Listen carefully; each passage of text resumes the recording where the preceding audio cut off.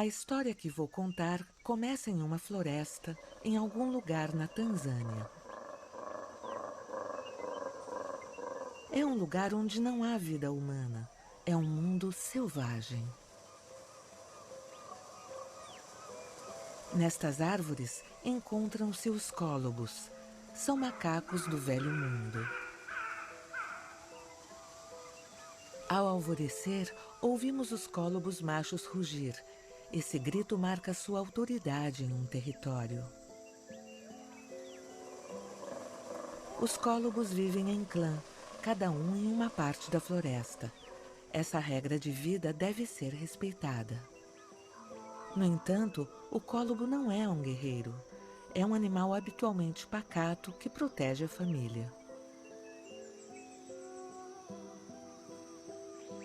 Quando se vive suspenso entre terra e céu, deve-se ver o mundo de modo diferente. Às vezes penso que eu poderia ter nascido cólobo em uma floresta da Tanzânia e tudo teria sido diferente. Mas, surpreendentemente, eu não nasci macaco, eu nasci homem. E a vida do cólobo mudou. Isso foi há muito tempo.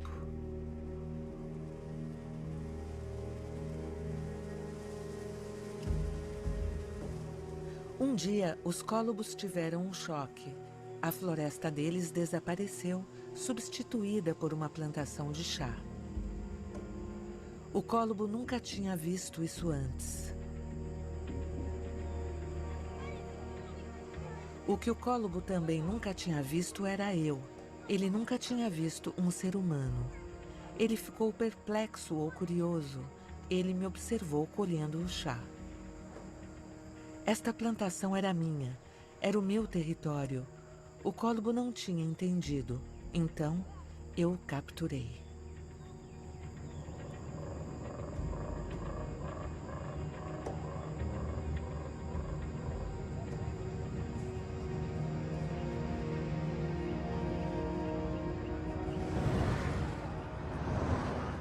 O cólobo foi parar em outro mundo bem longe da sua floresta. Ele conheceu a civilização.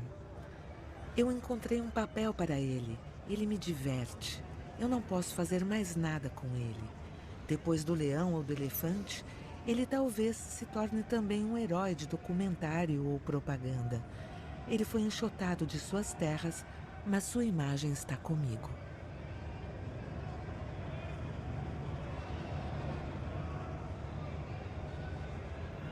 Milhares de anos de civilização se passaram.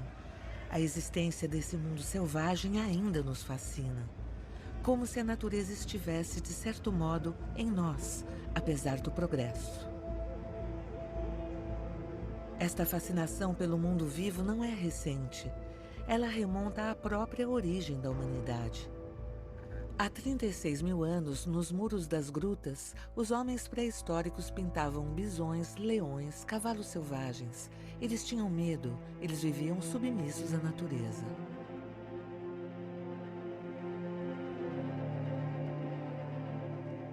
Hoje, os papéis se inverteram. O mundo selvagem está nas mãos dos homens. Com o avanço da civilização, a natureza recuou. Tolera-se a sua existência. Os animais selvagens tornaram-se refugiados na terra. Eles têm sede, fome e medo. Logo não terão mais para onde ir.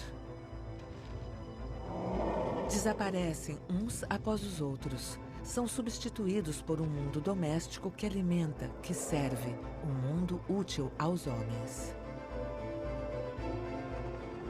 Em 500 gerações, ou seja, em apenas 10 mil anos, tudo foi domesticado, ou quase.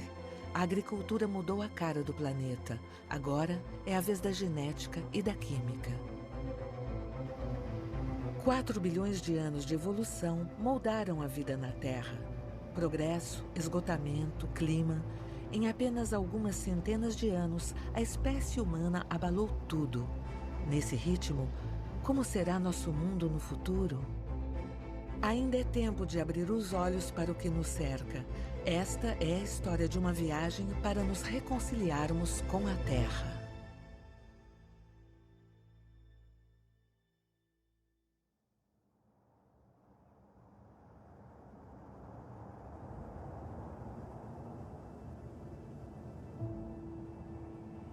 Esta viagem começa com um grande salto no tempo há mais de 2 bilhões de anos.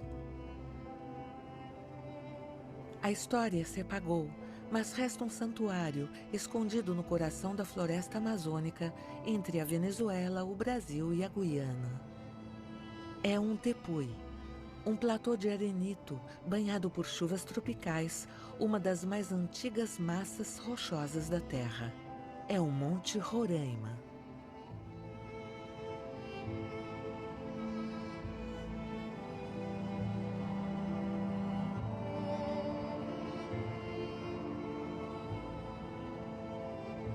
Não é um monte comum, é um mensageiro do tempo.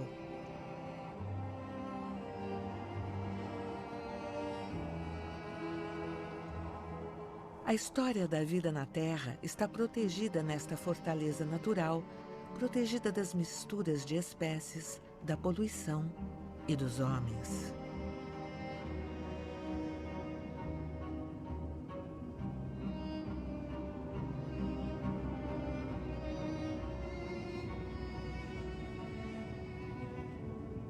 Quando nos aproximamos de Roraima, vemos a superfície da Terra como em seus primeiros dias.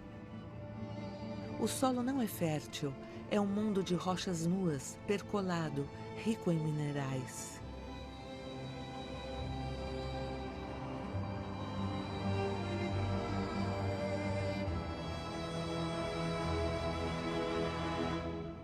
É difícil imaginar o desabrochar da vida em um mundo tão rude. É preciso se aproximar e observar com atenção para entender. Neste planalto, identificamos uma fina película de vida, muito antiga. São os líquens, organismos minúsculos, metade planta, metade fungo. Os líquens são pioneiros, são tenazes, resistentes. Eles podem viver em autarquia, sem raízes no solo, se alimentando apenas do carbono que paira no ar. Com o carbono, o sol e a água, os líquens produzem reservas para a vida toda.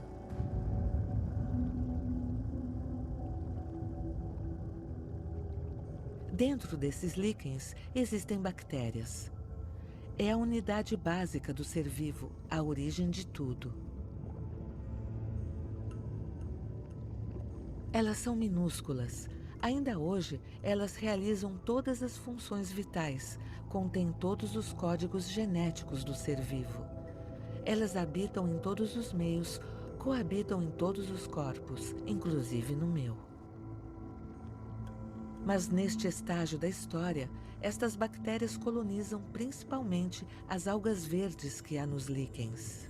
Estas algas são verdadeiras bolhas de energia. Elas transformam o carbono com a luz do sol.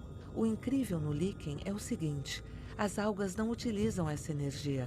Elas a dão a um cogumelo, um fungo, que por sua vez vai alimentar a alga. Dessa união, em uma terra desolada, a vida vai explodir.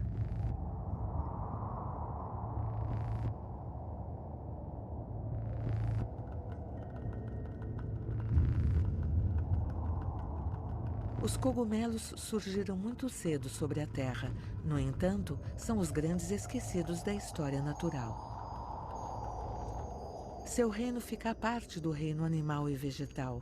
Eles não comem, eles decompõem a matéria.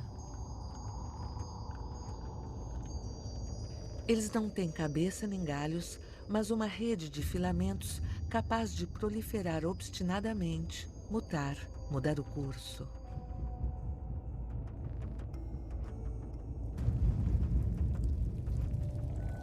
Chamam-se Cladosporium, Penicillium. Eles são indispensáveis à decomposição orgânica, aos antibióticos, aos fermentos.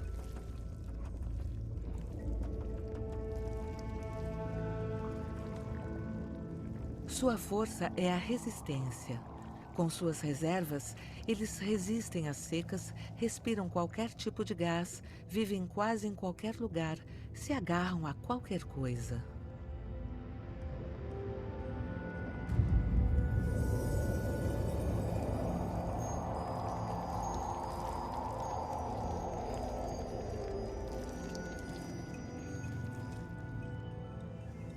Eles não se deslocam, mas utilizam o vento para dispersar seus numerosos esporos. Eles são tão leves que, geração após geração, eles acabaram conquistando a Terra inteira. As bactérias, os cogumelos, as algas e os líquens formaram o solo da Terra, o humus, a terra vegetal fértil.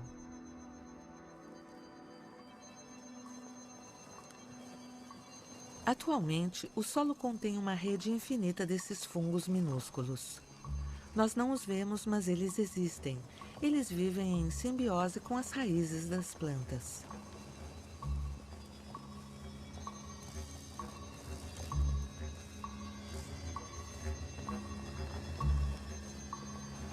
A solidariedade escondida sob a terra deu origem a um reino imenso, o reino vegetal.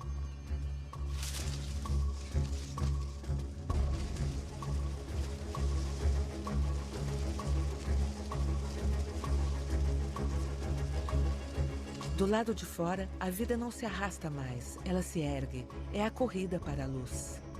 Tudo é permitido para ultrapassar seu vizinho, até se enroscar nele.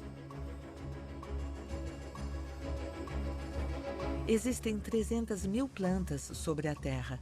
Todas se abrem ao sol através de suas folhas. Esta corrida faz nascer um dossel florestal, um telhado verde, tão denso que logo o sol não alcança mais o solo. Então, bromeliáceas e epífitas ganham os galhos altos, se beneficiando da chuva e do sol. As plantas avançam sobre as árvores, enchendo-as de vida como torres de Babel. Um quarto da diversidade mundial encontra-se nas florestas primárias. Na Amazônia, há 16.000 espécies diferentes de árvores. É uma nuvem de vida suspensa a mais de 40 metros de altura, com grandes árvores, espécies de gigantes desastrados, cujas raízes mal conseguem ficar eretas. A floresta primária é uma maravilha natural.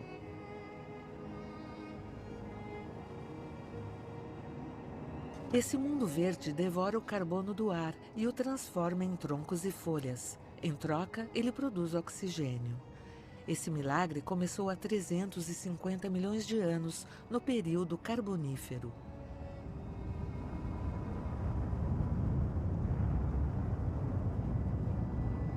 Através da fotossíntese, a vida influenciou o clima até criar um mundo à parte na galáxia do Sol. A Terra tornou-se um planeta vivo. No entanto, nada em suas origens permitia prever isso.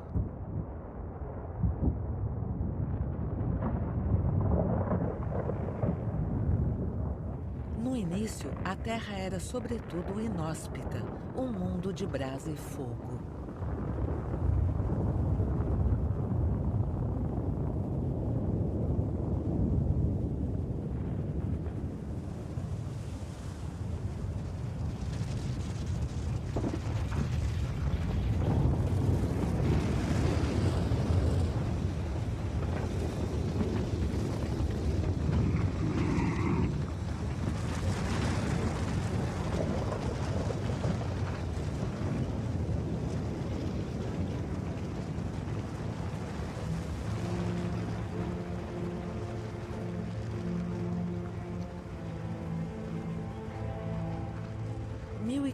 Vulcões ainda estão ativos atualmente, mas somente uma centena atinge o estágio de uma erupção como a do Bardarbunga na Islândia.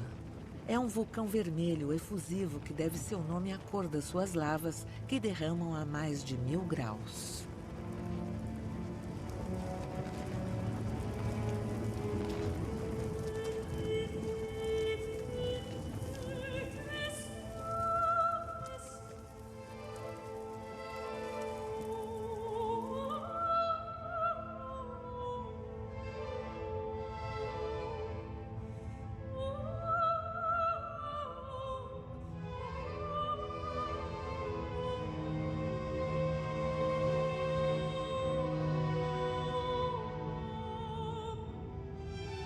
Os vulcões sempre sopram o calor e seus gases carbônicos ainda carregam a atmosfera terrestre. Suas nuvens de enxofre bloqueiam os raios de sol.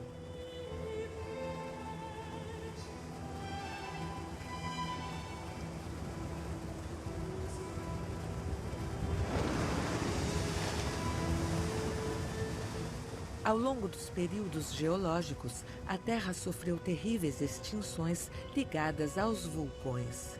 A vida desmoronou, queimou, sufocou, mas a cada vez ela existiu.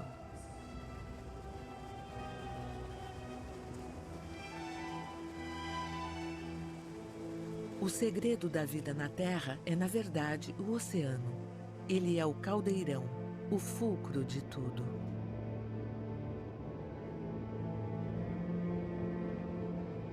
De perto ou de longe, tudo o que vive provém da água.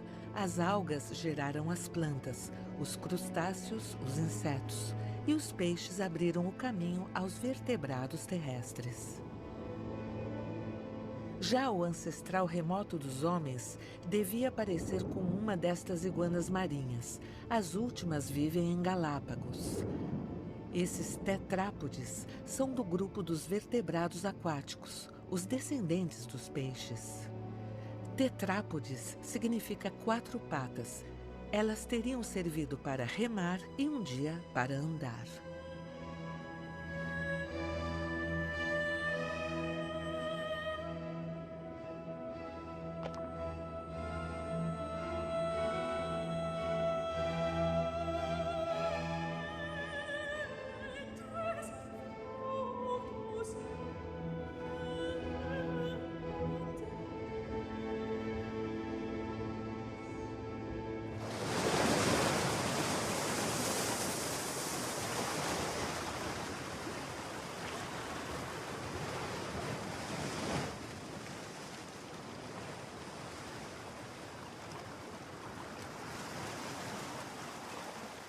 E um dia a fornalha desapareceu.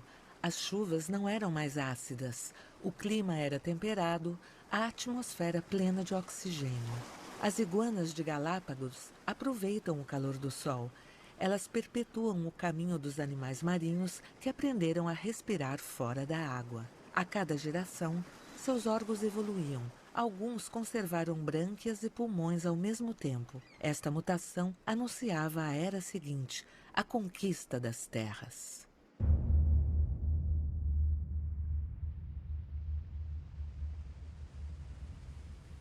Dezenas de milhares de espécies deixaram o oceano.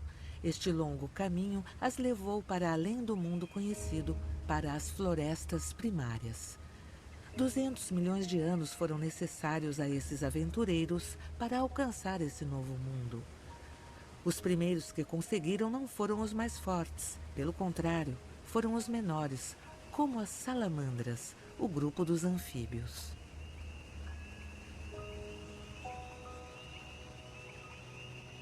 As rãs provêm desta família. Existem 5.500 espécies conhecidas no mundo. Em sua maioria, vivem em ninhos na floresta amazônica.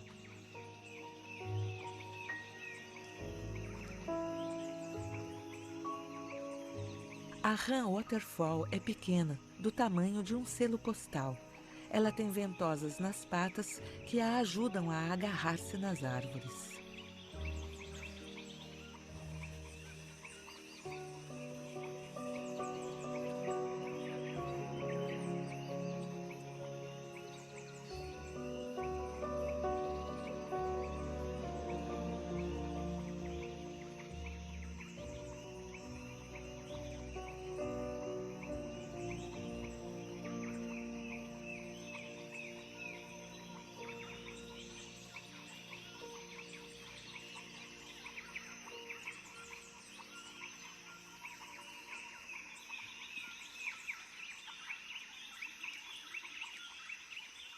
As rãs são frágeis.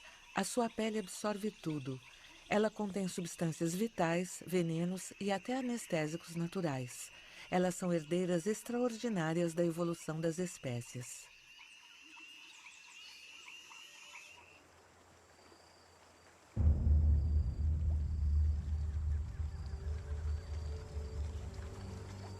Um outro grupo de conquistadores muito antigo é o dos crocodilos.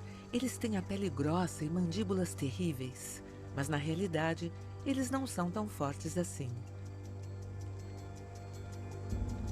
Esses animais dependem do meio que os cerca. Qualquer mudança de temperatura logo os cansa. Essa moderação levou os crocodilos a viverem pacientemente.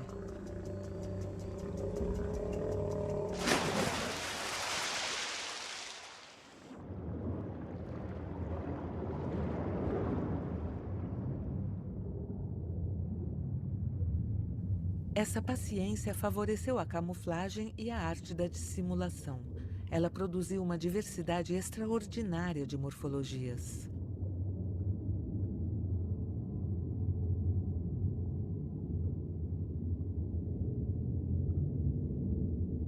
A tartaruga mata-mata vive nas zonas inundadas da Amazônia.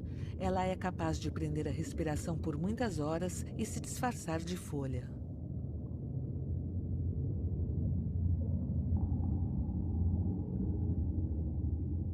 A anaconda sabe esperar dias de tocaia até uma presa vir se saciar. Essa cobra imensa dos pântanos fica entre as árvores, pronta para afogar a presa. As cobras sempre fascinaram os seres humanos. Elas fazem parte da mitologia do mundo inteiro. Elas inspiraram os dragões.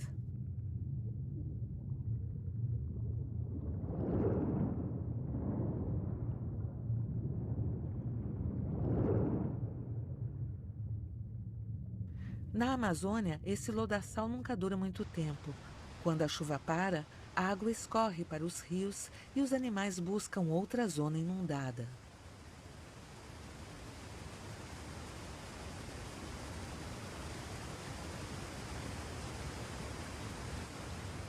Dizem que a floresta atrai a água.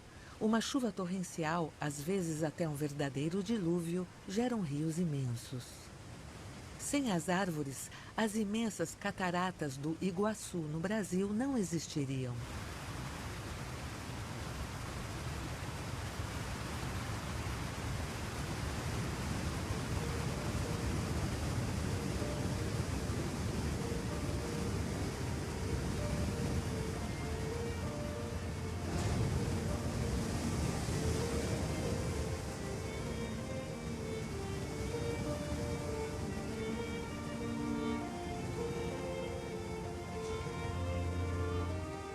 A água, assim como a vida, nunca para no meio do caminho. Quantas espécies apareceram, quantas mudaram o rumo do ser vivo? Devemos mergulhar no coração do Iguaçu para descobrir uma maravilha da história da vida.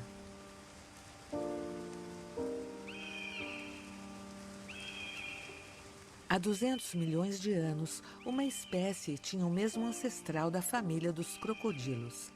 Ela deixou a água e virou-se para o céu. Primeiro, tornando-se mais leve e mais ágil.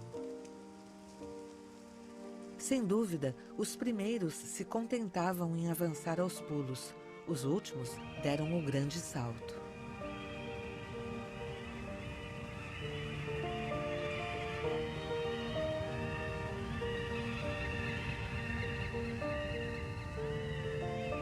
Esta é a história dos pássaros.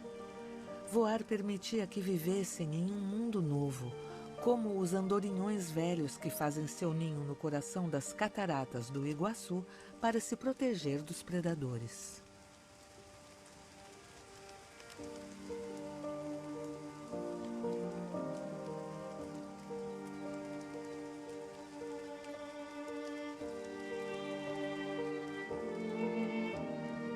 Existem cerca de 10.000 espécies de pássaros. São os últimos dinossauros vivos do planeta.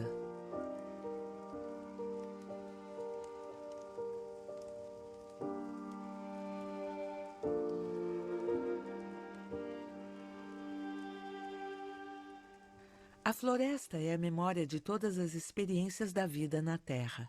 É um livro a céu aberto, onde se aprende a voar, rastejar ou nadar. Aprende-se também que, apesar das aparências, o solo das florestas primárias não é rico, mas muitas vezes pobre e ácido. Algumas plantas são, portanto, carnívoras, como a drósera.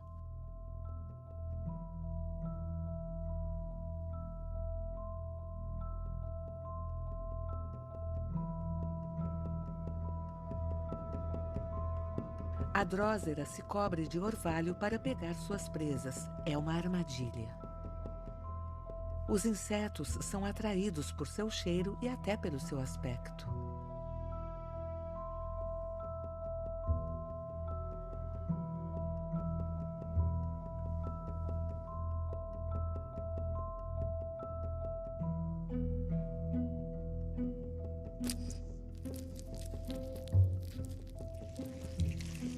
A armadilha se fecha graças a pelos sensitivos que acionam um sinal. O animal, em seguida, é digerido nos sulcos.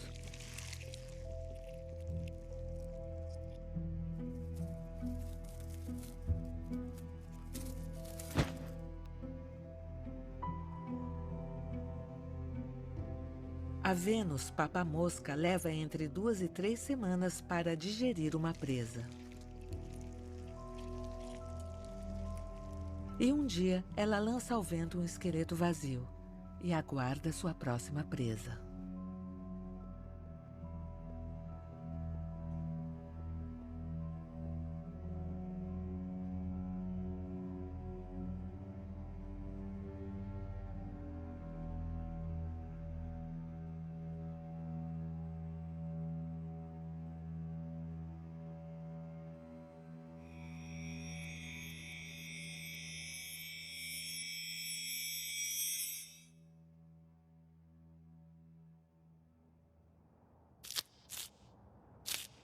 Mas para se reproduzir, as plantas precisavam de outra artimanha.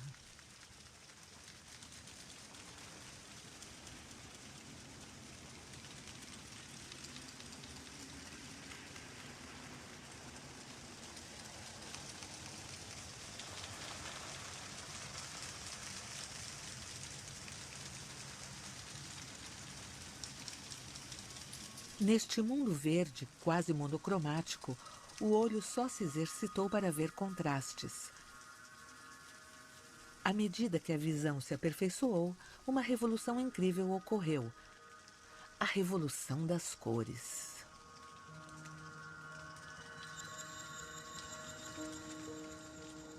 As plantas precisavam entrar em contato umas com as outras para se reproduzirem. Como quando se está enraizada? Certas plantas elaboraram uma estratégia inédita, a sedução. As plantas se enfeitaram com cores vivas. Elas emitiram odores e sabores. Assim nasceu a flor. As flores tinham como missão atrair aqueles que voavam, rastejavam ou andavam, enfim, manipular os coletores de pólen para usá-los sem que eles soubessem. É a polinização. O inseto, ao coletar o pólen, o transfere da flor macho para a fêmea. E pronto, o ser vivo se beneficia mais uma vez da aliança entre as espécies. Mas mais do que a da borboleta, a mais linda história de amor entre uma planta e um animal é certamente a do beija-flor. Esse pássaro se alimenta exclusivamente do néctar das flores. Seu bico e sua língua são adaptados para vasculhar as pétalas. Existem mais de 300 espécies de beija-flores, cada uma adaptada a uma forma de flor.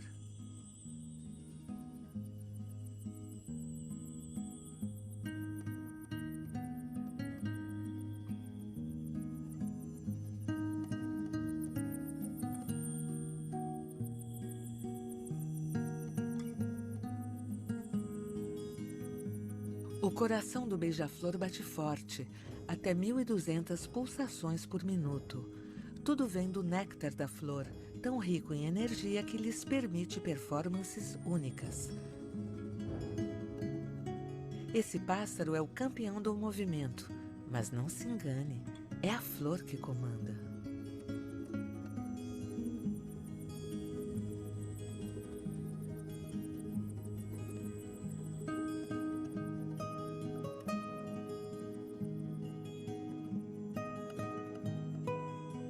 Todo ano, na estação do acasalamento, a sedução invade as florestas da América Central. Nesse jogo, o grande vencedor é o beija-flor mirabilis.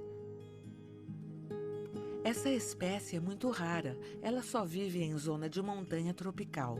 Os machos adultos têm plumas em forma de espátulas e as usam numa dança espetacularmente ágil. A floresta torna-se então palco para um verdadeiro balé de plumas. Uma vez terminada a estação nupcial, o casal deverá ensinar a seus filhotes o famoso código de cores, a chave que permite a eles se alimentar, e o ciclo recomeçará.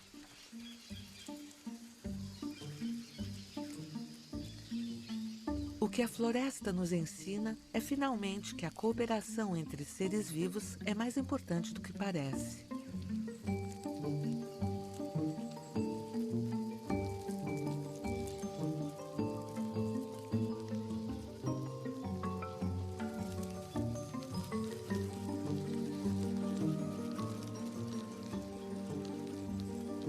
As formigas cortadeiras da Amazônia são artrópodes. Elas têm uma particularidade: elas cultivam um fungo. Elas sabem selecionar as espécies, estaquear, multiplicá-las.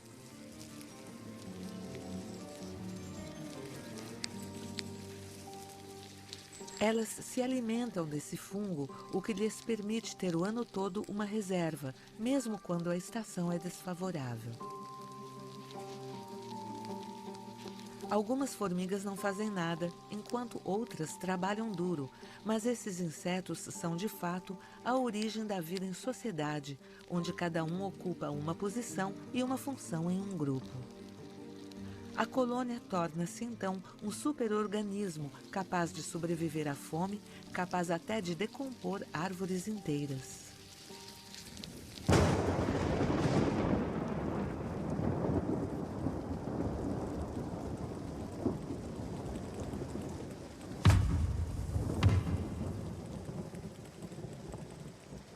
O surgimento dessas sociedades de animais foi um momento decisivo.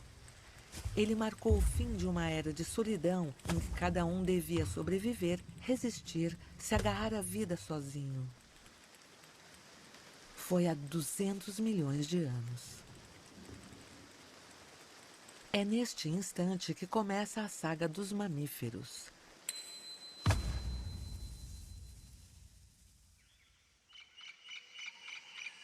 Essa família é a nossa, a dos humanos. Os mamíferos, como estes macacos prego do Brasil, são vertebrados de sangue quente. Eles amamentam seus filhotes e vivem em clã. E isso muda tudo.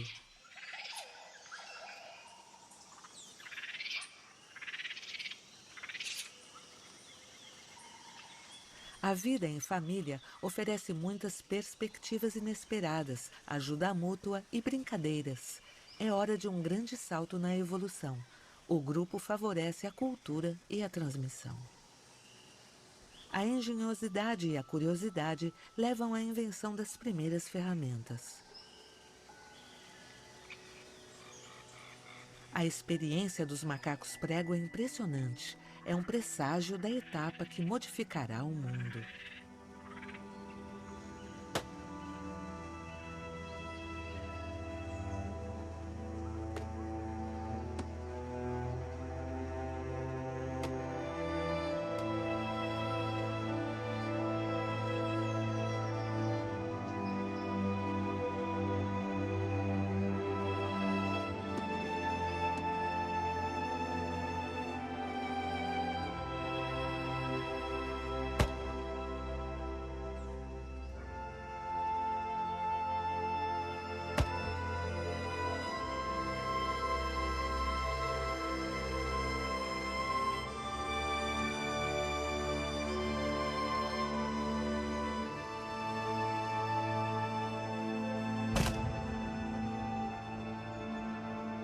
Logo chegará a era do homem. Ele precisará de 2 milhões de anos para se erguer, se organizar. Como um macaco prego, ele também usará a pedra, as ferramentas. Uma nova aventura na Terra se inicia. Deve-se fechar o grande livro da selva e mergulhar no escuro.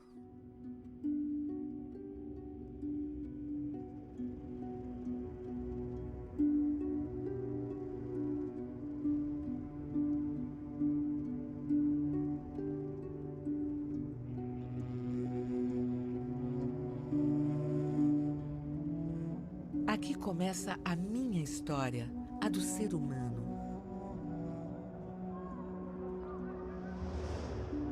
De todas as famílias de hominídeos, só resta uma, a dos Homo sapiens, dos homens sábios que legaram suas pinturas à posteridade.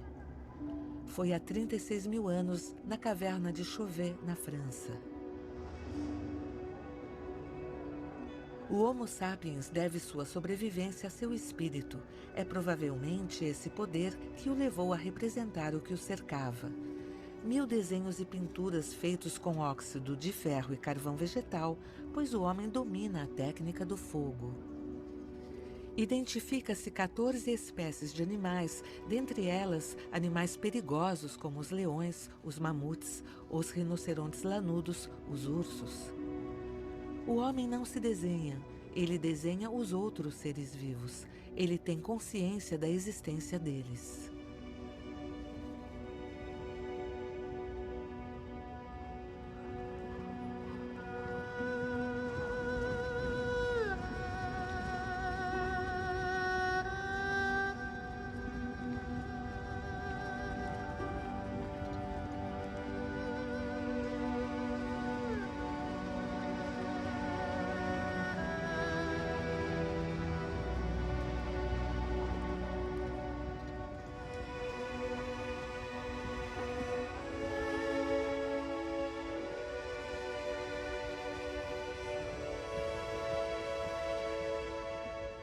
O Homo sapiens certamente se fez muitas perguntas sem respostas.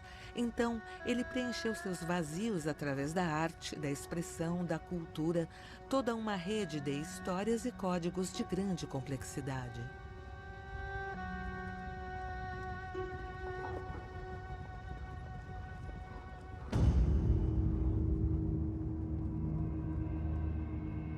Mais tarde, graças a essa consciência, o homem imaginará a domesticação, a agricultura e a criação. Mas por ora, ele deve ainda sua sobrevivência à carne animal.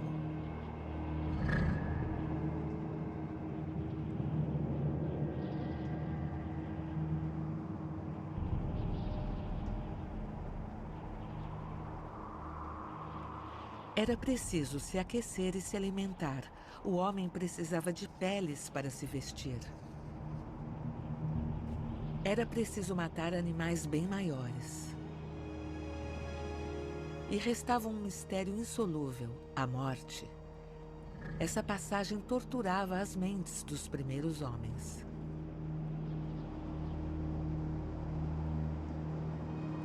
Assim, sem dúvida, nasceu o xamanismo, diálogo entre o ser humano e os espíritos da natureza.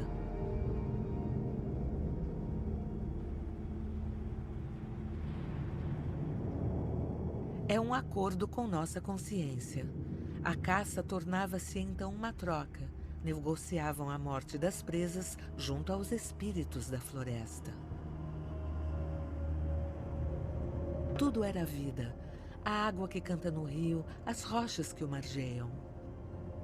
A árvore tinha alma, boa ou má, ameaçadora ou favorável. Era possível falar com ela e ela respondia.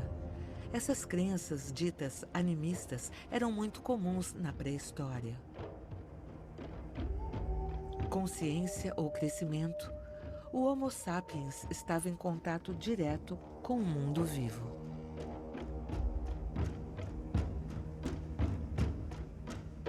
Muito cedo, o homem cooperou com animais para caçar, em particular com o lobo cinzento.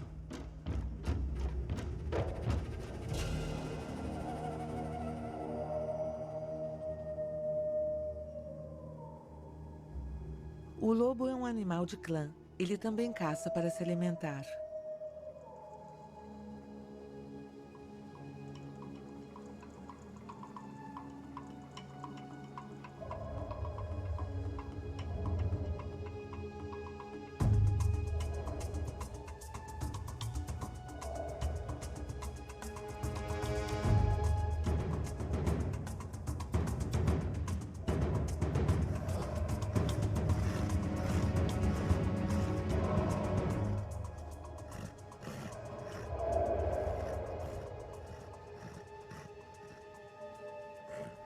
Foi preciso se domesticar mutuamente, aprender a se respeitar. Durante milhares de anos, nós caçamos juntos. Tínhamos interesse nesta cooperação e é por isso que ela existia, mas ela era incerta. O lobo foi domesticado há 15 mil anos. Foi o primeiro. Ele deu origem à família dos cães. Um ramo do lobo, contudo, permaneceu totalmente selvagem, fazendo desse animal um ser à parte na memória dos homens. Nos contos infantis, ele é a figura do aliado do qual desconfiamos.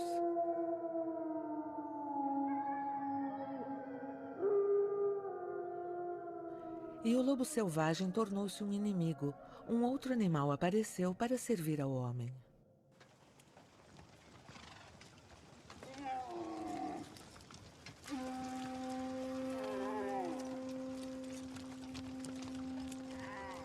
Dizem que a vaca entrou na minha vida ao entrar em minha lavoura. Foi o começo da domesticação. Domesticar significava alimentar, proteger e controlar a reprodução desses animais. Foi difícil, mas foi um sucesso.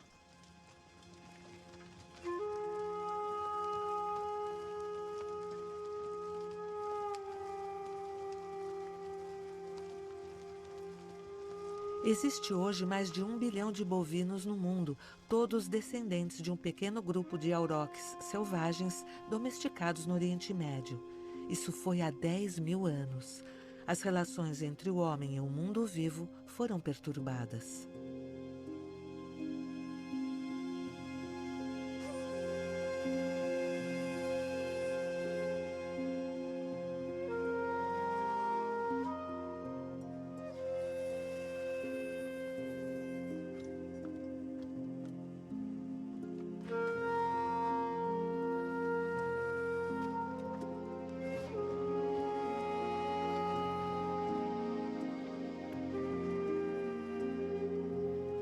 A vaca era uma fonte rica de alimento, trabalhava-se o seu couro e ela era utilizada principalmente para o trabalho nos campos. Era o tempo da agricultura. A agricultura é também uma domesticação, a das plantas. O homem aprendeu a selecionar e a reproduzir os arrozes, papoulas, aveias ou trigos. Existiam milhares de variedades selvagens na terra.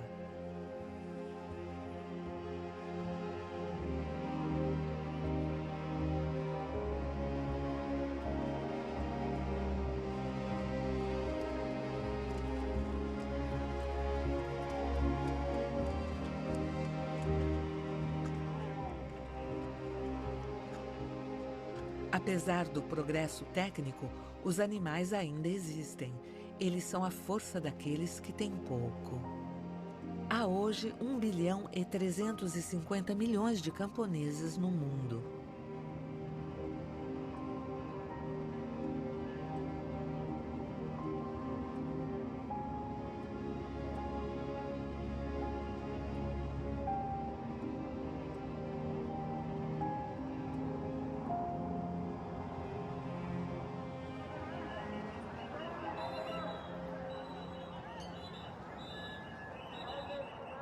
O homem era o criador.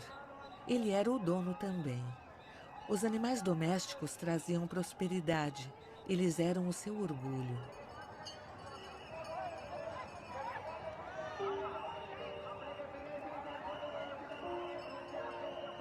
Eles foram projetados no coração das crenças humanas, pois o homem devia oferecer às suas divindades o que ele tinha de mais precioso.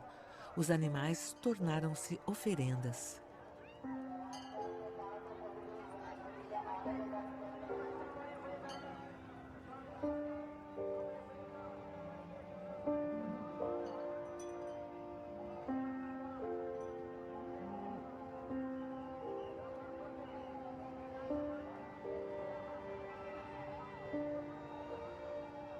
Ainda hoje, sacrifica-se animais às forças divinas. Vários milhões de indianos e nepaleses viajam para o vilarejo de Gadimai, na planície baixa do Nepal. Eles vêm fazer um desejo à deusa hindu do poder, a deusa Gadimai. Mas para que o desejo seja satisfeito, devem oferecer uma vida aos deuses do mal, de modo a afastá-los da deusa. Para aqueles que viajaram, o animal que vai morrer era muitas vezes a verdadeira ou até única riqueza da família. Uma morte por uma vida melhor.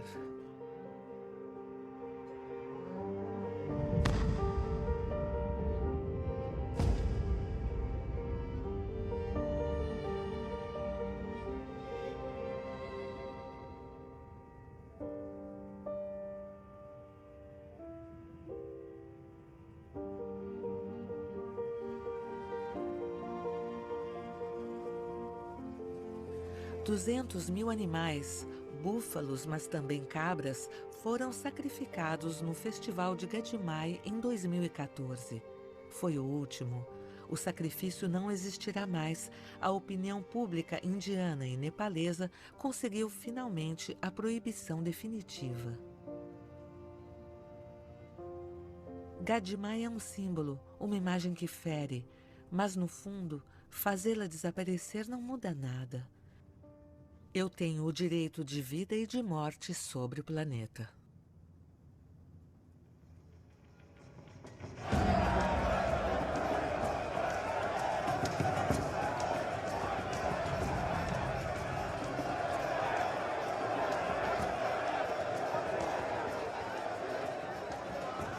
A humanidade é capaz de sacrificar a vida, mas também de celebrá-la. Com a primavera, chega a época das festas que imprimem ritmo aos períodos de escassez e abundância.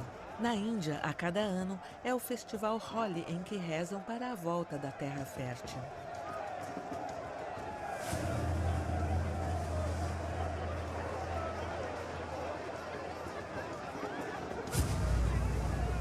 No estado de Uttar Pradesh, o Holi está inclusive ligado a Krishna, divindade suprema para os hinduístas. Ricos ou pobres, homens, mulheres, as castas se misturam em noites de lua cheia primaveril para 2 dias de danças e folia. Comemoram o amor da vida. Cada cor tem um significado preciso. O verde para a harmonia, o laranja para o otimismo, o azul para a vitalidade e o vermelho para a alegria e o amor.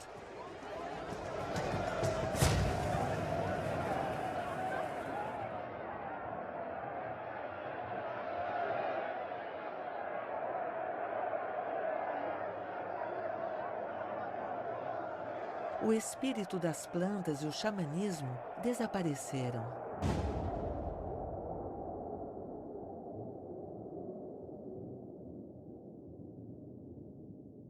Os deuses mudaram de rosto, mas não de crença. A primavera ainda é um milagre do planeta Terra.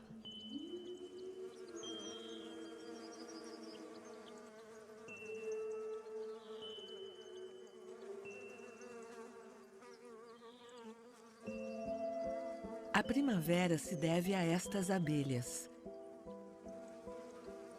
Elas se deixam conduzir por sabores, manipular por flores que desejam ter seu néctar coletado.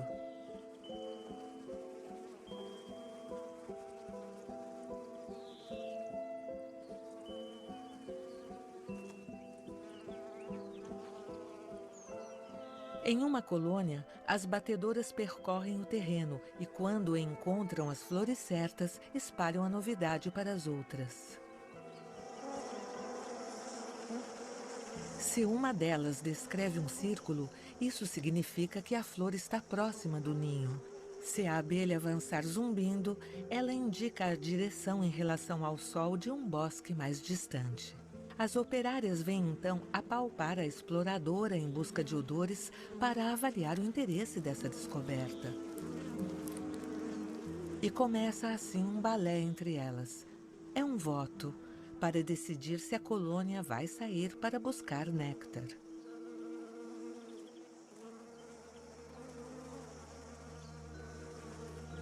É aí que eu entro. Eu forneço flores para as abelhas, milhões de flores. Em troca, elas polinizam as árvores frutíferas como aqui, as amendoeiras da Califórnia.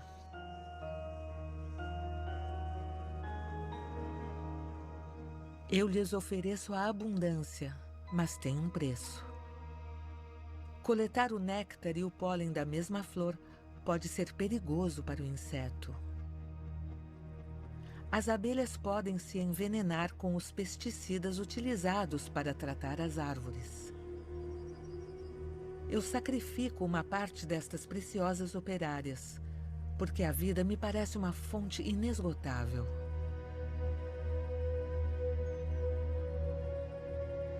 A cada ano, mais de 50 mil colmeias são importadas de todos os Estados Unidos por caminhão. Isso representa cerca de 10 bilhões de abelhas.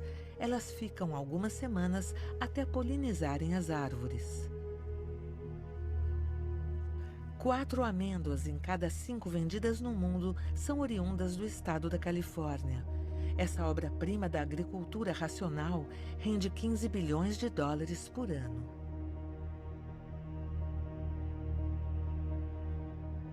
Falta água doce para fazer mais. Os 3/4 de reservas do planeta são engolidos pela agricultura. Quando a água torna-se muito rara, arranca-se até árvores. É mais rápido e lucrativo. A relação com a vida se transforma profundamente. Não há mais misticismo. Ela agora é econômica. Em nome do produtivismo agrícola, pode-se muito. Pôr abaixo montanhas, deslocar rios.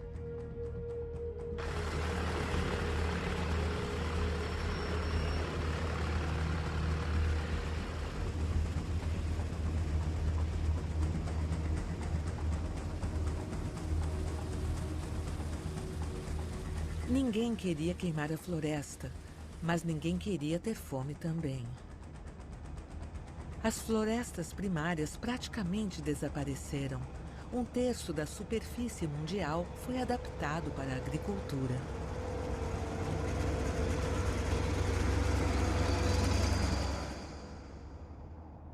Em 10 mil anos, a face da Terra mudou.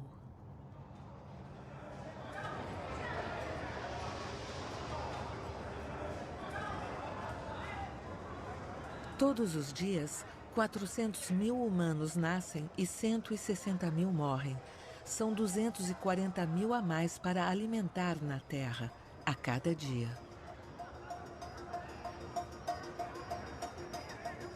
A população mundial ultrapassou os 7 bilhões de indivíduos.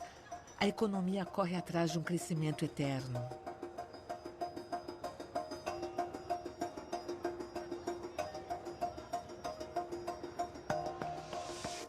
A performance e a inteligência levam a humanidade à frente. Educação, cultura, a sociedade humana é uma concentração de cérebros. Mas, ao mesmo tempo, um abismo vertiginoso se abre entre o homem e o mundo vivo. As cidades dos homens são sempre maiores, sempre mais fantásticas. Elas estão no centro de uma imensa rede para a qual tudo converge. Esse progresso muda também o regime alimentar. Para as sociedades ricas, o arroz, o trigo não bastam mais. A demanda de carne explode.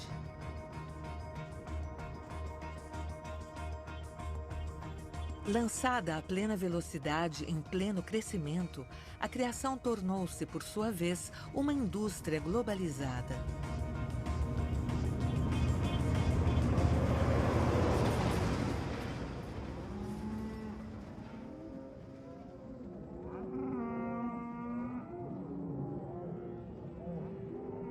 Os 3 maiores exportadores são a Índia, o Brasil e a Austrália. Neste imenso país, lugar não falta. As fazendas atingem 1 milhão de hectares de superfície. Os cowboys utilizam helicóptero para empurrar as vacas.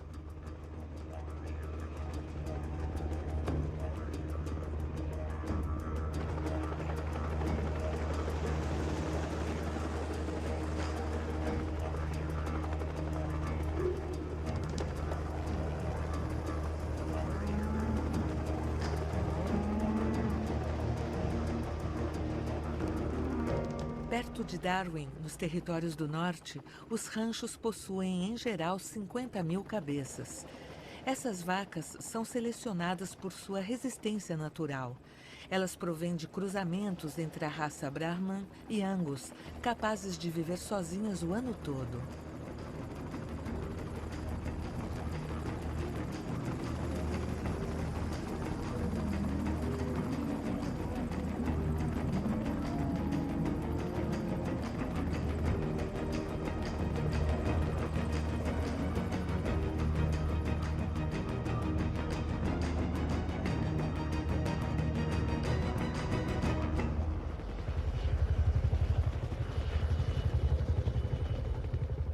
Por toda parte, cercas de arame farpado conduzem os animais até os ranchos.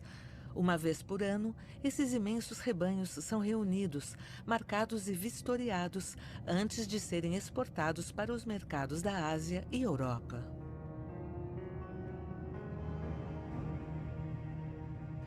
A Austrália exporta mais de 1,5 milhão de toneladas, equivalente carcaça, de carne bovina. Nem contam mais os animais, mas seu peso vivo ou em pedaços. O animal tornou-se um produto. A vaca é um produto.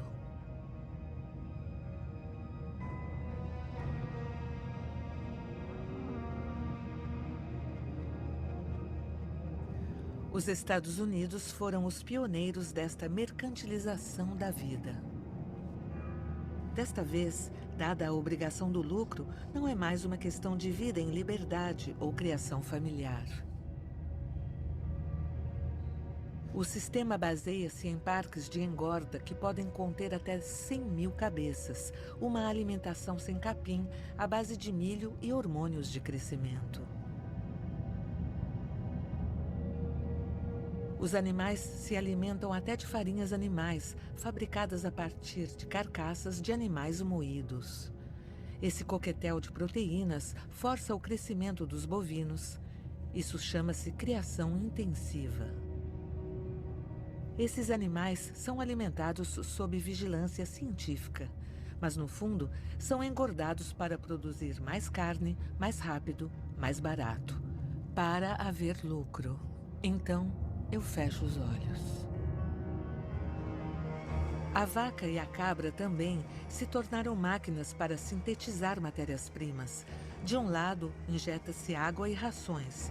Do outro lado, saem 700 milhões de toneladas de leite por ano. O animal sofre, mas é preciso produzir mais e o mercado compra por mais barato. A automatização reduz os custos de mão de obra. Ela afasta ainda mais o homem dos animais. Eu quero comer carne, mas prefiro não ver que é preciso matar o animal. Então, eu fecho os olhos.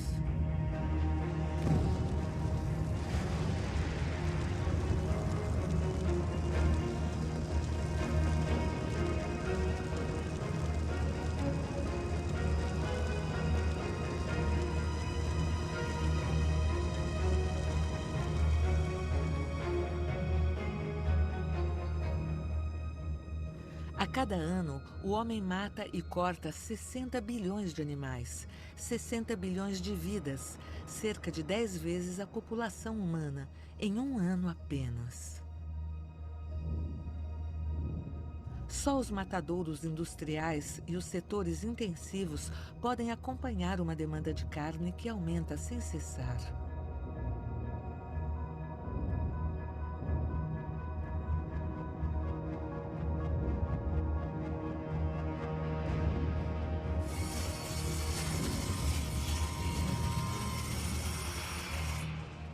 O trabalho da morte é otimizado, é um açougue monumental. O trabalho em série foi inventado nos matadouros no final do século XIX. Eficiente, racional, as fábricas de automóveis fizeram o mesmo. A indústria alimentar só responde a uma demanda absurda: produzir sempre mais para vender sempre mais barato. O abate é um trabalho penoso, então não se pensa muito nisso. O gesto de cada trabalhador é cortado da sequência que poderia lhe dar um significado. Não se mata mais, aperta-se um botão. Não se corta um leitão, ele é separado em peças. E no final, não comemos mais animais. Comemos escalopes, bifes, pedaços, peças anônimas. Como se nenhuma vida tivesse existido.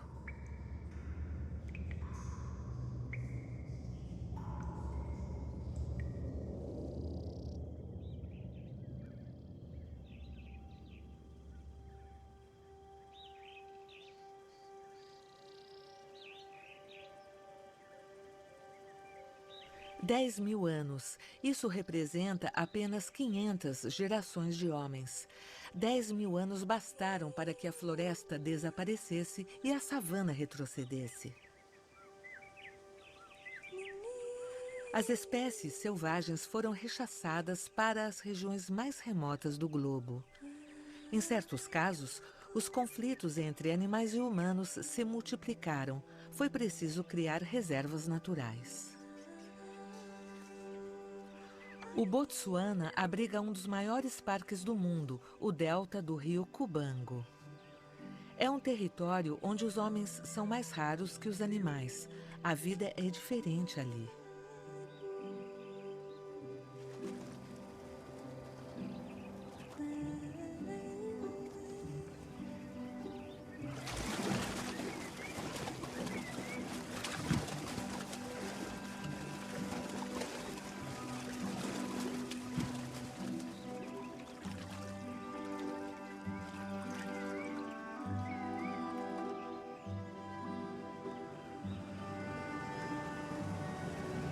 Esses santuários são visitados, são um pouco como os jardins zoológicos, mas maiores. Pode-se fazer um safari para encontrar os últimos animais selvagens. O acesso às reservas é pago, o dinheiro arrecadado permite administrar esse território. A reserva torna-se, então, uma espécie de livro da história natural a céu aberto, pelo qual se passeia com curiosidade. E que espetáculo incrível! Nesta terra sem desnível, o rio se divide em centenas de canais, cheios de ilhas, e se perde em meandros que se estendem a perder de vista por 15.000 quilômetros quadrados. O Cubango é um território excepcional. De repente, nos encontramos em um planeta selvagem. Compreendemos então como 25 milhões de anos de evolução favoreceram as girafas com pescoço longo para que pudessem alcançar as folhas altas das acácias. Observamos à vontade o elefante. Desta vez, são as acácias que dependem dele. O elefante dissemina suas sementes em seu excremento, garantindo a reprodução das árvores em toda a região. Em Cubango, há 200.000 elefantes. Eles vivem em clãs, sob a direção das fêmeas mais idosas, que são a memória dos territórios e das estações. Esses clãs passam o dia todo buscando fontes de água e alimento. Com suas defesas de marfim, eles descascam as árvores e arrancam as raízes para se alimentar. Não parece? Mas esses enormes paquidermes são sensíveis. Sua trompa pode levantar um tronco, assim como acariciar, comunicar com outro membro do clã.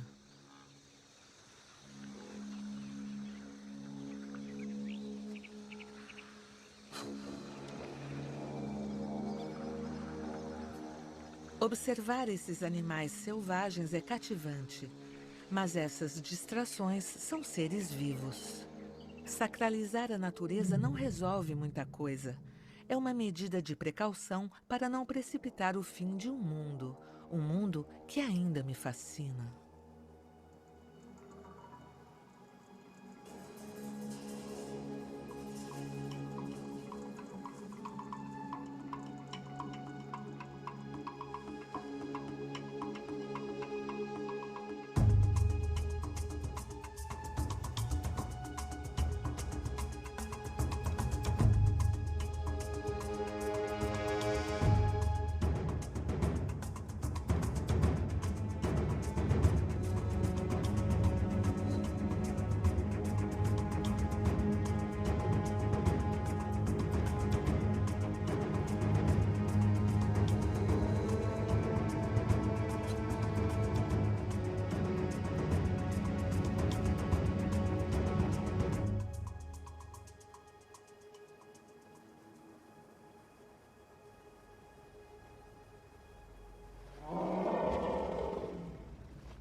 Sem dúvida, a minha história está mais ligada a esses animais do que desejo admitir.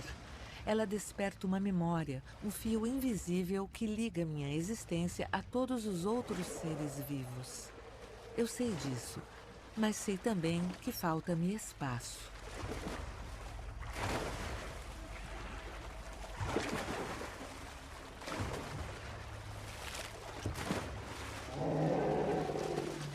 200.000 elefantes, isso representa a metade de todos os elefantes da África. Eles são numerosos demais para o território de Cubango apenas, mas esse delta é tudo o que lhes resta. Portanto, esses animais devem aprender a viver como refugiados.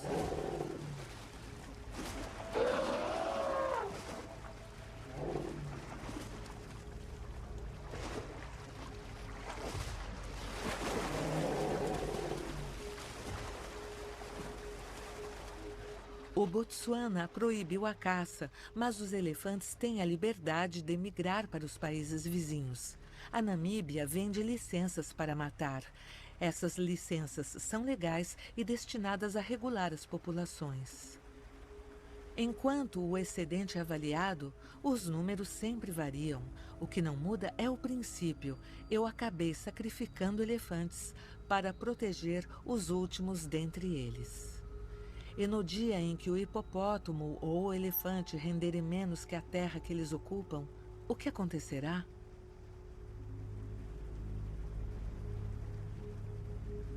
O delta do Cubango não é uma terra deserdada.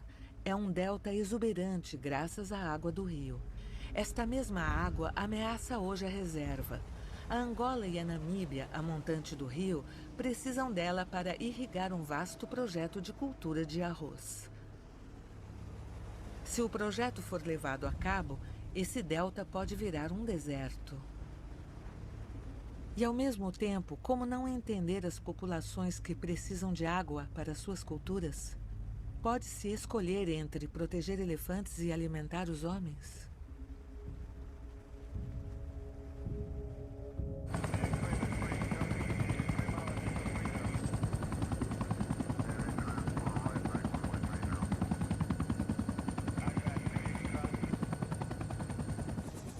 À medida que o tempo se esgota, tentamos preservar os últimos animais dessa espécie. As reservas da África do Sul são o último refúgio dos rinocerontes do planeta. Certas reservas são pequenas demais para acolhê-los ou fecham, então é preciso transferir os animais para novos centros de acolhimento. Um poderoso sedativo imobiliza os músculos do rinoceronte. Deve-se cobrir seus olhos, obstruir seus ouvidos. Esse gigante poderia morrer de um ataque cardíaco se desse conta que ele vai voar.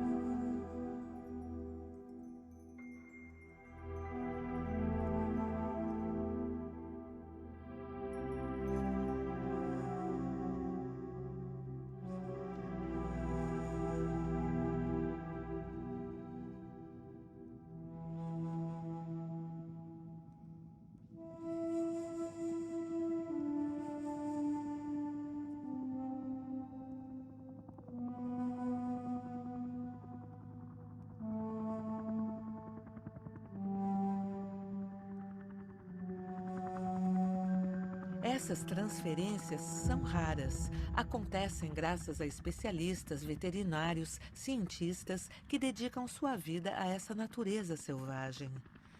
Eu me prometi ter êxito, mas meus esforços são irrisórios. Eu luto contra o que eu mesmo criei. Com uma mão eu salvo, com a outra eu massacro.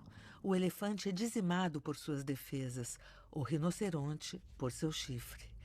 Esses grandes animais veteranos da história da vida são alvos fáceis para caçadores clandestinos, equipados com armas automáticas, veículos off-road e rádios.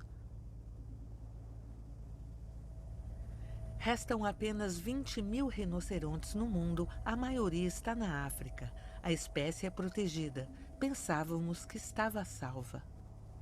Mas em 2014, em um ano apenas, 1.500 morreram com tiros de traficantes. Reduzido a pó, o chifre de rinoceronte serve em medicamentos tradicionais na Ásia. A demanda é tanta que os preços disparam. Por 50.000 euros o quilo, o chifre de rinoceronte é agora mais caro que o ouro. Quanto menos elefantes houver, mais caro será o marfim. Quanto mais eu mato, mais eu ganho. Eu especulo sobre a raridade da vida. A caça esportiva rende 200 milhões de dólares por ano na África. Ela é organizada em nome da regulação das espécies, mas no fundo, mata-se por esporte, pela triste glória dos troféus. Enquanto não se reconhece que o animal selvagem está em perigo, ele pode ser morto e seus restos exibidos. Em Denver, um depósito federal conserva os animais apreendidos no território dos Estados Unidos.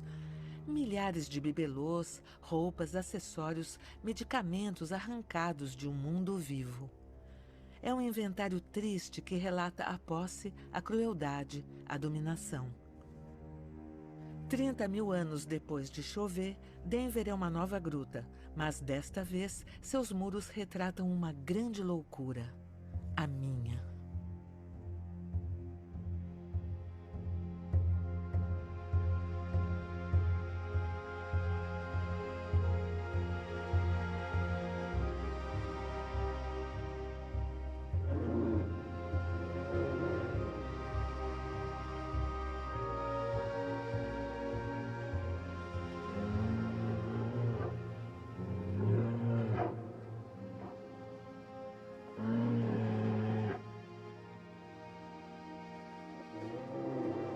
Nenhuma região é poupada.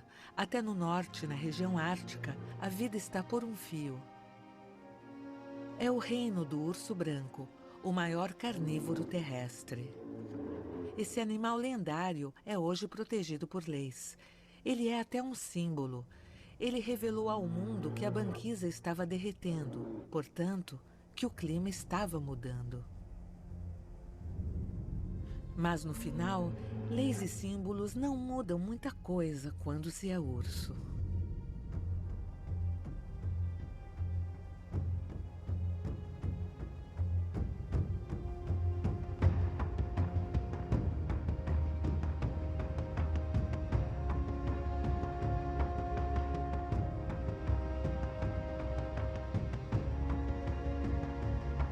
Leis e símbolos também não protegem a vida dos homens.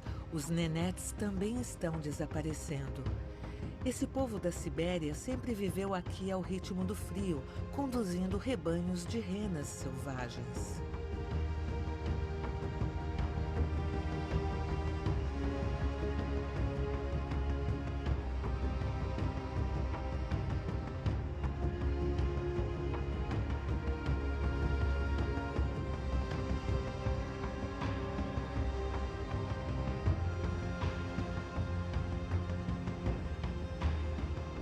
A natureza é para eles como uma linguagem. Cada detalhe conta, cada orientação das árvores, mudança de líquens, de neve. Cada ano, eles migram para o norte no verão e para o sul no inverno, percorrendo a península de Yamal, a terra de seus ancestrais.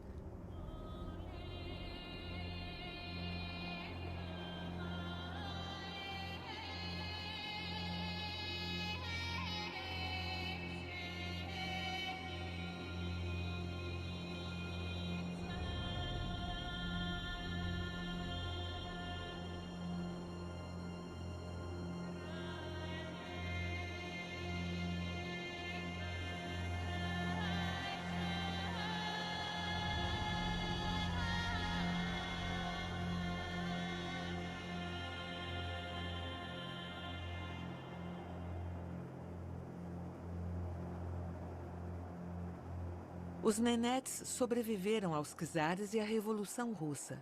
Desta vez, o impensável se ergue diante deles, a mudança de todo o clima.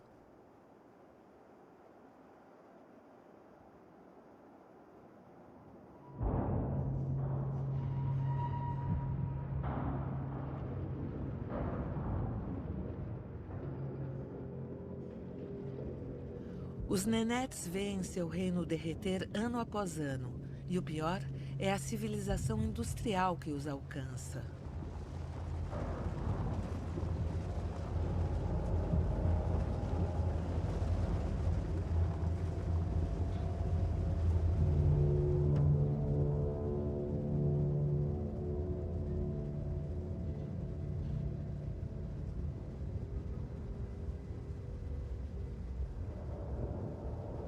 A marcha para o progresso é uma máquina que não se pode parar. Ela é como os quebra-gelos nucleares que percorrem o Ártico. Independente das condições, a Rússia, campeã da indústria pesada, abre o caminho para seus navios mercantes.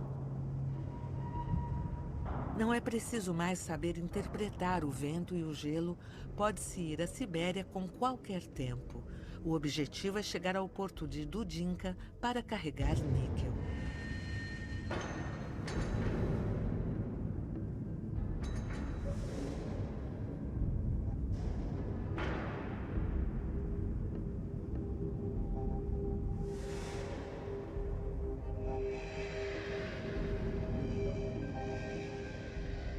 Esse mineral é raro na Terra.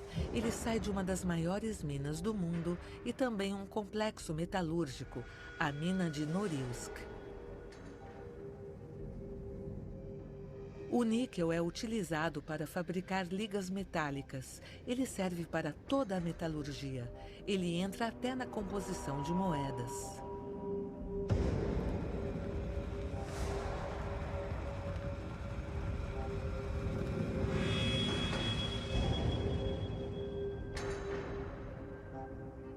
O local fica para além do círculo polar.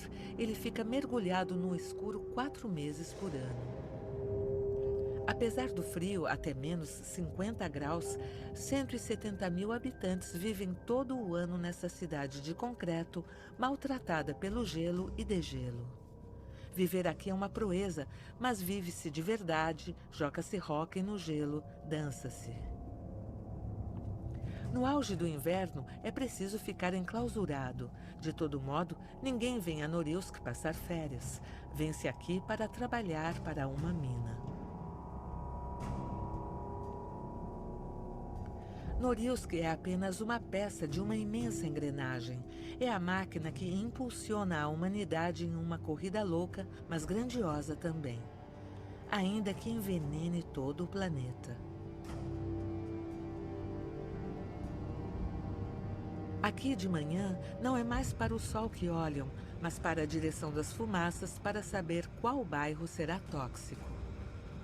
A cada ano, o local injeta na atmosfera 2 milhões de toneladas de gases, essencialmente carbono e enxofre. Esses rejeitos, como os de milhares de usinas no mundo, darão a volta ao mundo através de ventos e correntes. 50 mil moléculas sintéticas foram fabricadas em um século. Elas não existiam antes do homem.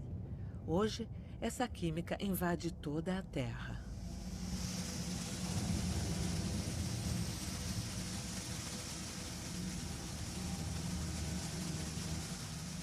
O que este homem respira, protegido apenas por seu pano?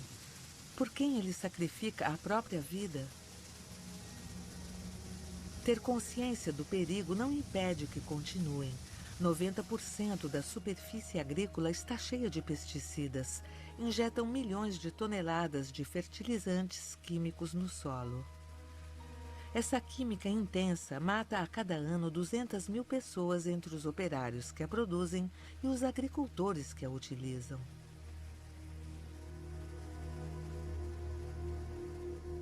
Os poluentes estão em toda parte, nos tecidos vivos das plantas e animais, e agora nos dos humanos. Eles chegam ao topo da cadeia alimentar.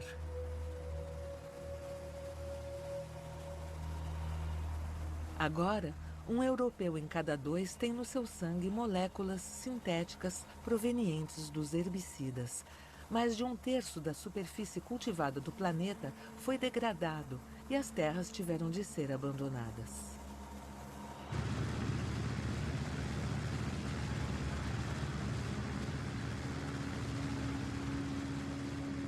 Essa química, originalmente, não objetivava ameaçar o homem nem destruir a vida. Pelo contrário, ela buscava melhorá-la. Mas falta distanciamento para distinguir o progresso do perigo.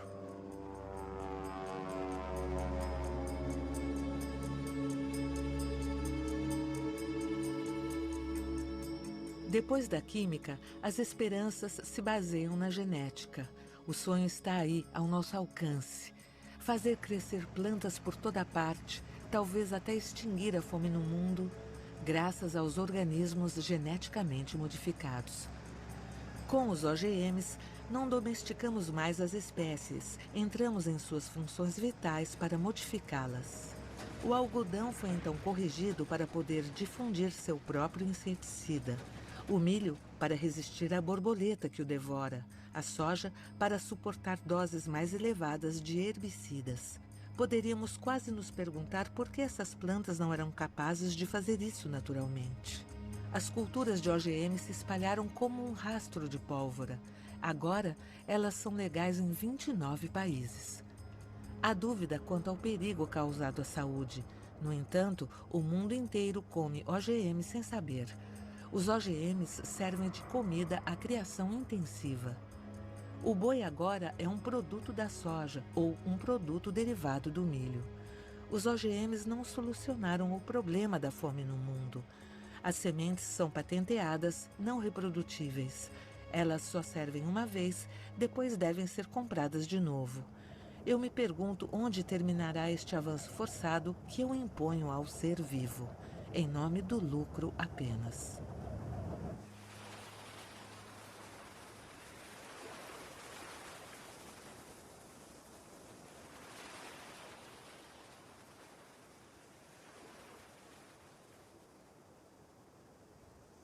Quando eu olho para Bangladesh, eu constato que o caos não está tão longe.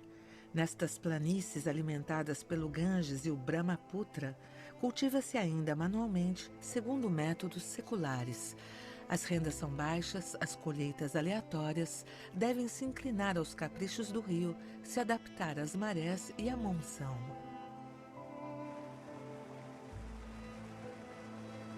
A terra se desloca segundo as correntes. Os seixos e rochedos são raros. É preciso construir constantemente quebra-mares, migrar para novas ilhas de areia para instalar casas e escolas. Vive-se com pouco, da pesca e agricultura de subsistência. Tudo vem do rio.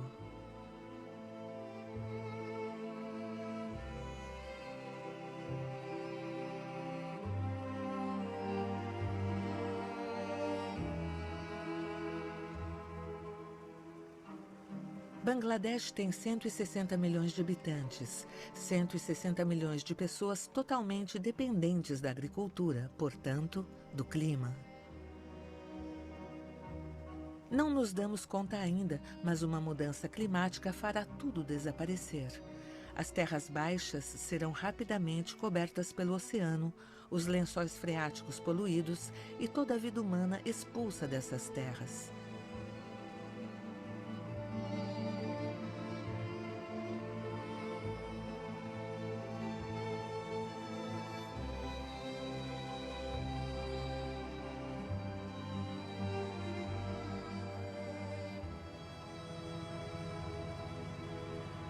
Tudo o que foi construído aqui é efêmero.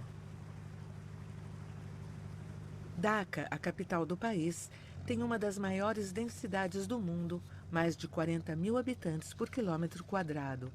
Construída rente à água, ela está ameaçada, exposta a qualquer mudança climática.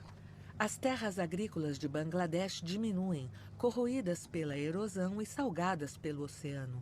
Como por toda parte, os camponeses que não têm mais terra partem para a cidade em busca de trabalho em uma oficina ou usina têxtil que fornecem para o mundo inteiro. Bangladesh foi também capturado pelas engrenagens do planeta, que se tornou industrial e que provoca esse distúrbio climático. Essa potência industrial não se vê em Dhaka, mas no sul do país, nas praias de Chittagong, em um dos maiores estaleiros de demolição de navios do mundo. Chittagong é um assombro. É como o fracasso da globalização. Estes cargueiros, estes navios-tanques navegaram sob as bandeiras de todas as nações. Eles serviram ao comércio internacional. Tornaram-se inúteis, parecem abandonados.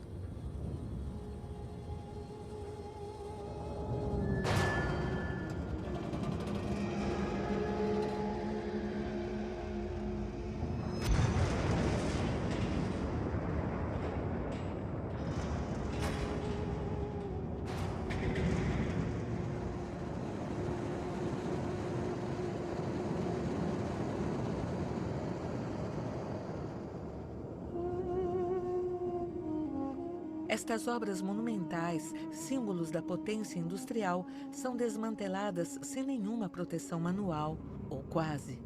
Milhares de toneladas de aço que devem desaparecer pelo menor custo possível, antes que o clima leve estas praias e seus habitantes.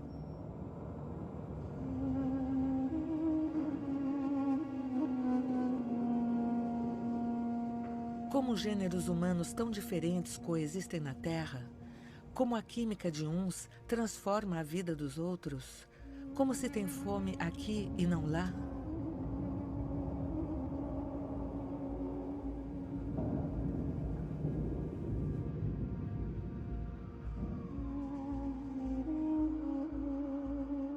Dez 10.000 quilômetros separam Chittagong de Manhattan, mas sem dúvida um cargueiro encalhado lá foi fretado aqui por um escritório de armadores.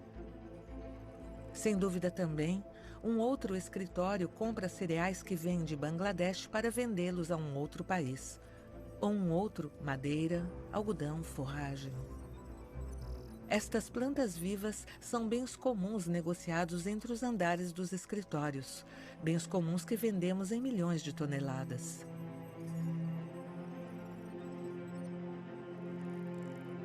Em um outro edifício, pratica-se talvez o comércio da terra agrícola, cedido por milhões de hectares com seus líquens, suas raízes e todos os seres vivos invisíveis.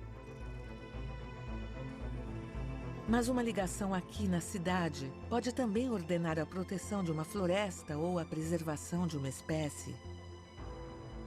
Um escritório certamente já trabalha aqui, evitando a fome no mundo.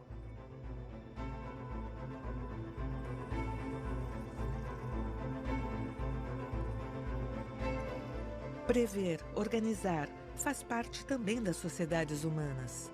Do entendimento entre pessoas pode surgir soluções para o futuro. Mas não há tempo, não podemos mais demorar.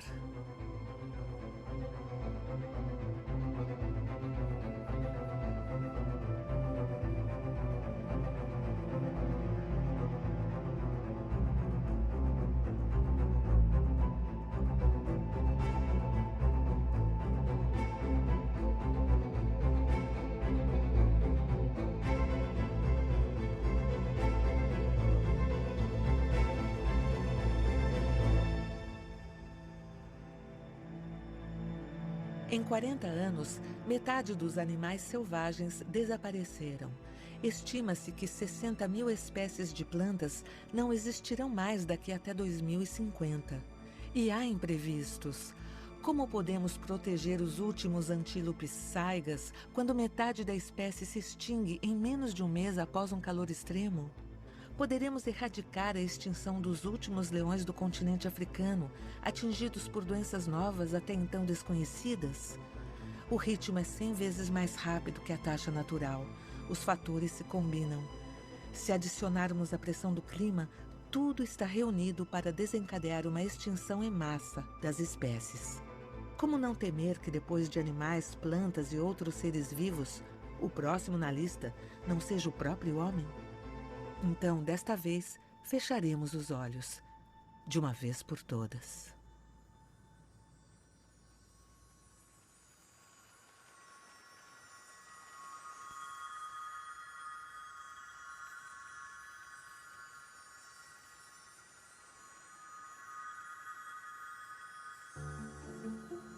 Às vezes, os estorninhos se reúnem em imensos grupos e voam em formação. É como a vida na Terra, uma obra-prima da criação, de beleza e harmonia.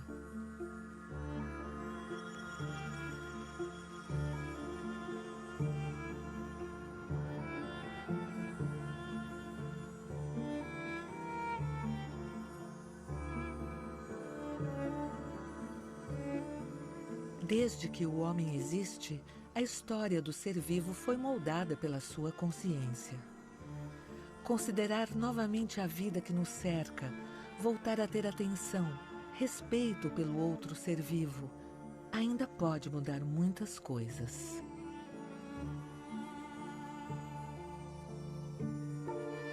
Agora eu me lembro, selvagem não significa bárbaro.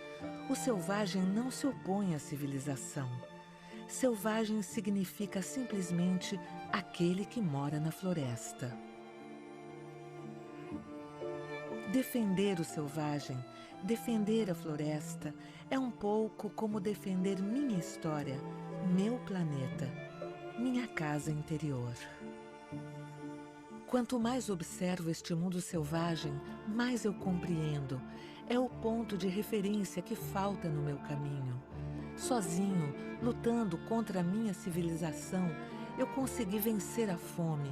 Eu protegi os meus.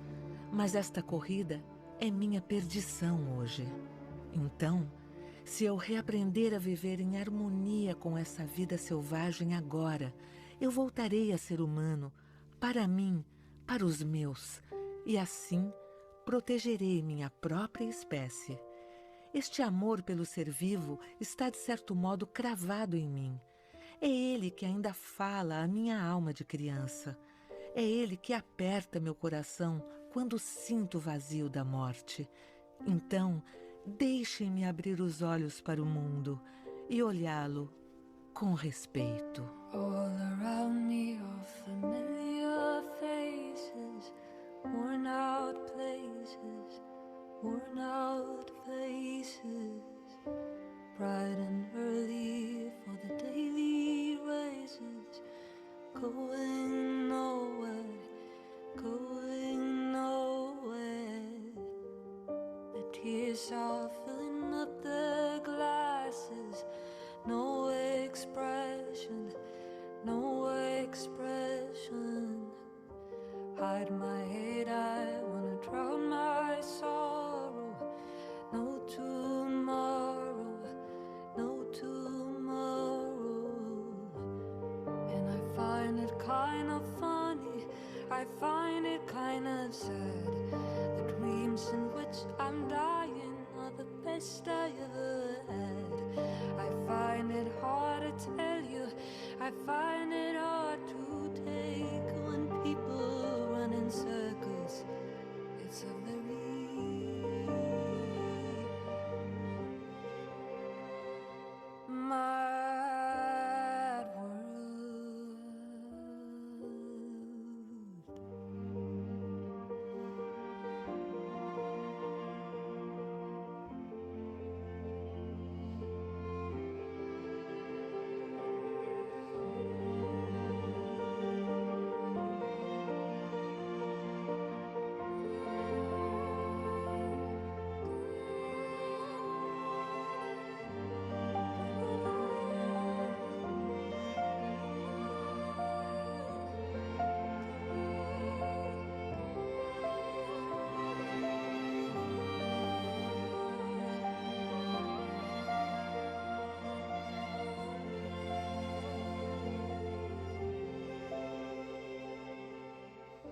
Children waiting for the day they feel good.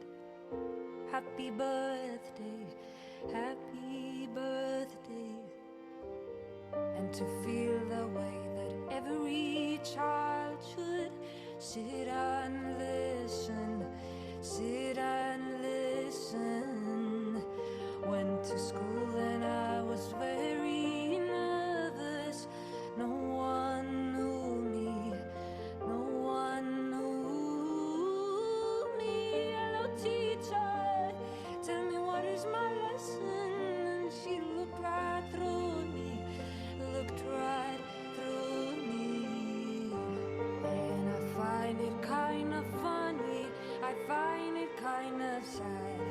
The dreams in which I'm dying are the best I ever had. I find it hard to tell you, I find it hard to take when people